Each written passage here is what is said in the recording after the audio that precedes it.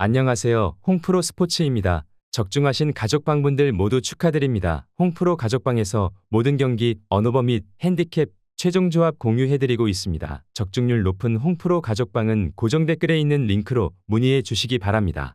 1월 10일 해외 축구 7경기 분석 시작하겠습니다. 첫 번째로 말리 대 세네갈 경기 알아보겠습니다.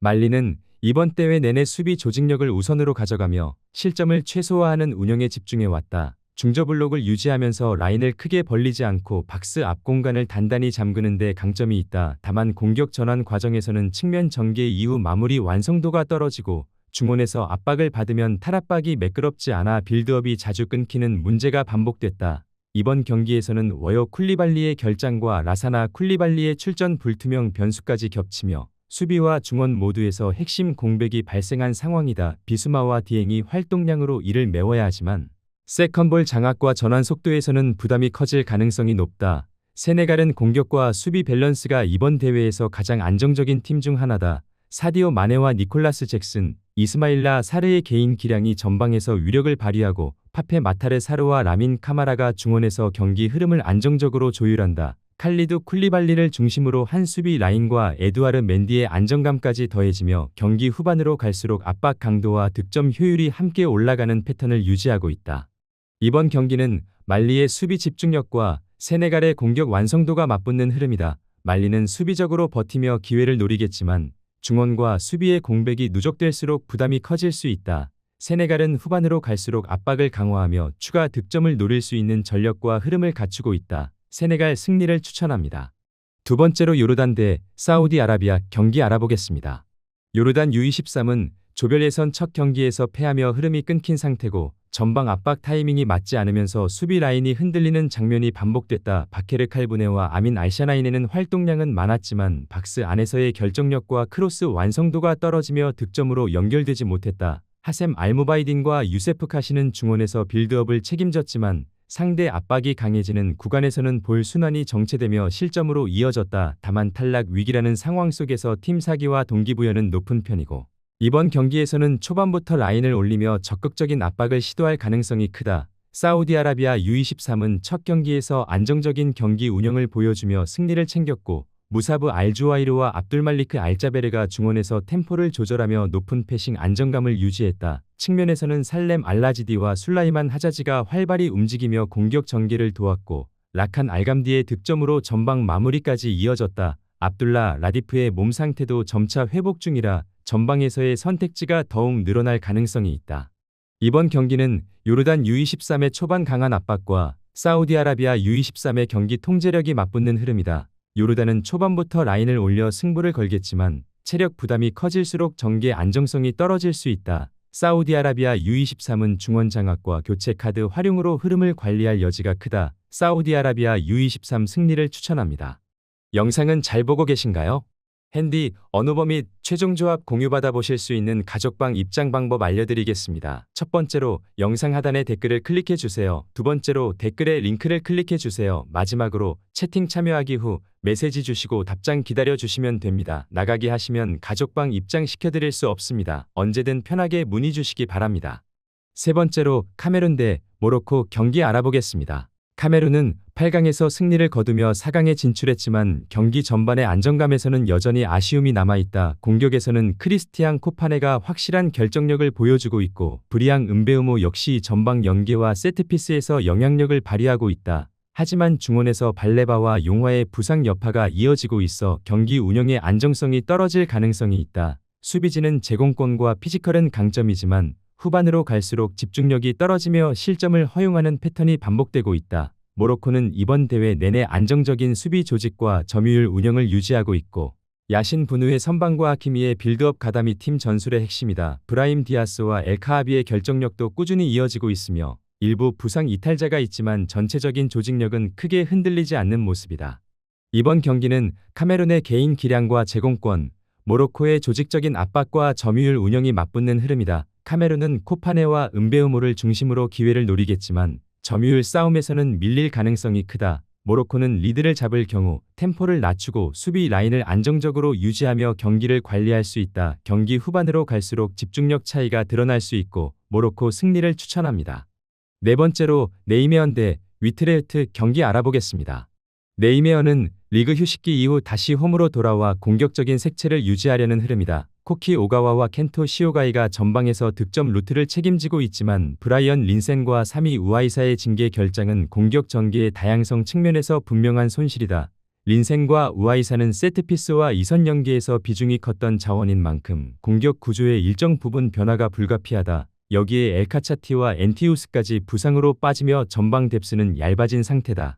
다만 사노와 오나리 측면에서 유기적으로 움직이며 공간을 만들어내는 전개는 홈 경기에서 꾸준히 위력을 발휘해왔다. 위트레흐트는 원정 수비에서 불안정한 흐름을 이어가고 있고 알레와 민의 동반 결장으로 전방에서의 무게감이 크게 줄어든 상황이다. 로드리게스와 제일이 이선에서 활로를 찾으려 하겠지만 수비 전환과 피니시 단계에서 한계가 뚜렷하다. 이번 경기는 네이메어의 홈 공격 효율과 위트레흐트의 원정 수비 불안이 맞물리는 구도다. 네이메어는 결장자가 있지만 홈에서의 압박 강도와 공격 전환 속도로 흐름을 가져갈 가능성이 크다. 위트레흐트는 전방 결정력 저하로 인해 버티는 시간이 길어질수록 부담이 커질 수 있다. 네이메어 승리를 추천합니다. 영상은 잘 보고 계신가요? 핸디, 언어버 및 최종 조합 공유받아 보실 수 있는 가족방 입장 방법 알려드리겠습니다. 첫 번째로 영상 하단에 댓글을 클릭해 주세요. 두 번째로 댓글에 링크를 클릭해 주세요. 마지막으로 채팅 참여하기 후 메시지 주시고 답장 기다려 주시면 됩니다. 나가기 하시면 가족방 입장 시켜드릴 수 없습니다. 언제든 편하게 문의 주시기 바랍니다. 다섯 번째로 프랑크푸르트 대 도르트문트 경기 알아보겠습니다. 프랑크푸르트는 홈에서 점유를 바탕으로 중원 조율과 전환 속도를 통해 경기를 풀어가지만 최근에는 공수 간격이 벌어지며 수비 전환에서 흔들리는 장면이 잦다.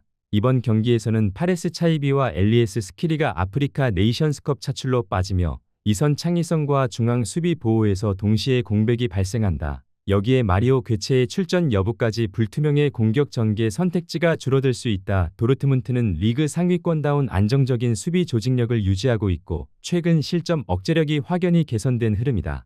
벤세바이니의 차출과 일부 센터백 부상으로 로테이션 변수는 있지만 브란트와 아데엠이 귀라시가 이끄는 전방 압박과 빠른 전환 공격은 여전히 위력적이다. 원정 경기에서도 무리하지 않고 실리적으로 운영하며 한 점 차 승부를 가져가는 패턴에 익숙하다. 이번 경기는 프랑크푸르트의 중원 공백과 도르트문트의 안정적인 수비와 전환 효율이 맞부딪히는 흐름이다.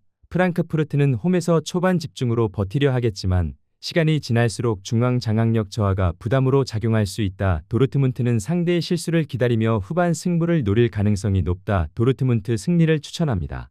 여섯 번째로 렉섬 대 노팅엄 포레스트 경기 알아보겠습니다.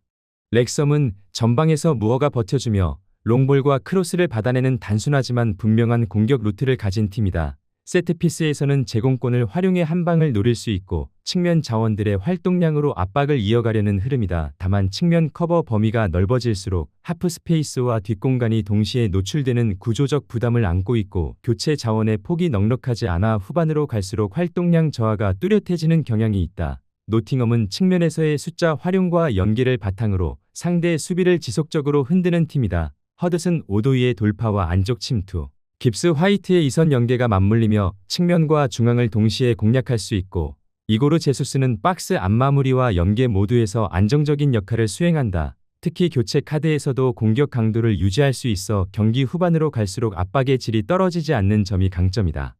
이번 경기는 렉섬의 버티는 수비와 노팅엄의 측면 공세가 맞붙는 흐름이다. 시간이 지날수록 렉섬의 측면 부담이 커질 가능성이 높고 노팅엄은 반복적인 압박으로 찬스를 늘려갈 수 있다. 전체적인 전력과 운영 안정감에서는 노팅엄이 앞선다. 노팅엄 승리를 추천합니다. 영상은 잘 보고 계신가요? 핸디, 언어버 및 최종 조합 공유받아 보실 수 있는 가족방 입장 방법 알려드리겠습니다. 첫 번째로 영상 하단에 댓글을 클릭해 주세요. 두 번째로 댓글에 링크를 클릭해 주세요. 마지막으로 채팅 참여하기 후 메시지 주시고 답장 기다려 주시면 됩니다. 나가기 하시면 가족방 입장 시켜드릴 수 없습니다. 언제든 편하게 문의 주시기 바랍니다. 일곱 번째로 헤타페 대 소시에다드 경기 알아보겠습니다. 헤타페는 올 시즌 득점력은 낮지만 조직적인 수비와 세트피스를 중심으로 승점을 쌓아온 팀이다. 다만 이번 경기에서는 핵심 센터백 자원들이 대거 이탈하며 수비 라인 안정성이 크게 흔들릴 가능성이 높다. 주력 수비수들의 공백은 밀집 수비 유지와 박스 앞 대응에서 부담으로 이어질 수 있고 공격에서도 마요랄과 이선 핵심 자원들의 결장으로 전방 움직임이 둔해질 우려가 있다. 일정 소화로 인한 체력 부담까지 겹치며 수비 위주의 운영이 불가피해 보인다. 레알 소시에다드는 원정 수비 불안이 이어지고 있지만 공격 자원 구성은 비교적 온전한 상태다. 오야르사발과 쿠보를 중심으로 한 측면과 이선 연계는 상대의 수비 공백을 공략할 수 있는 힘을 갖추고 있고 교체 카드 활용폭 역시 헤타페보다 넓다. 다만 원정에서 매 경기 실점을 허용해 온 흐름과 피로 누적은 경기 장악력을 제한하는 요소다. 이번 경기는 헤타페의 수비 공백과 소시에다드의 원정 불안이 동시에 맞물리는 구도다. 양팀 모두 조심스러운 운영 속에서 중원 압박과 세트피스 비중이 높아질 가능성이 크다. 결정적인 한 방이 나오기보다는 균형이 이어질 흐름이다. 무승부를 예상합니다.